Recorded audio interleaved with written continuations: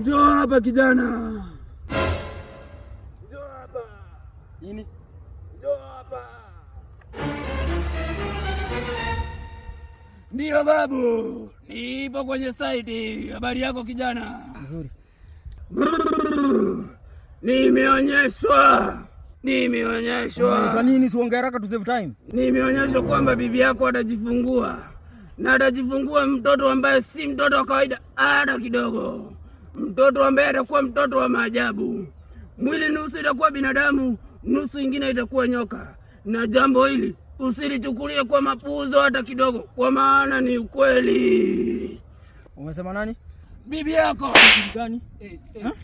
Mimi ukiniangalia hivi nakaa kuona bibi. Mimi mwenyewe nateseka tu nikiwa peke yangu. Ushaniekelea tena bibi.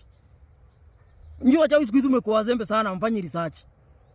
Juu unaweza tu unaapia tu kwa mtu yoyote, unampatia information hata si yake. Na kwanza je, unamchawi light skin wewe ni account gani wewe? Nimetoka Mombasani. Kutoka Mombasani.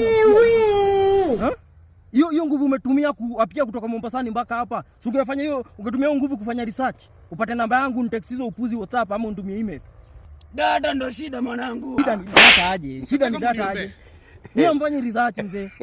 Ujue unaweza nunua bundles za Bigwa sokoni na Telcos discount shop. Bundles mingi pesa kidogo. Unaingia kwa M-Pesa, lipa na M-Pesa till number unaweka 3177888. Alafu unaweka amount ya ile package unataka, unaweka pin inaingia. Na unaweza nunua hata ukiwa na ukoa jazi, unaweza nunua once per day. Hiyo kitu ni kitu ya kukushinda. Nitakugeuza uwe kuku wewe kijana. Umesema? Nitakugeuza uwe kuku. Kuja nigeuze. Ona hata umesahau. Badala upotelee unapotea. Na siku nyingine wewe ujaribu kunitokea wewe. Ndio penye umenitokelelea. Ndakutandika vibaya sana na mabobu zako. Wewe ni jaribu tu na siku nyingine.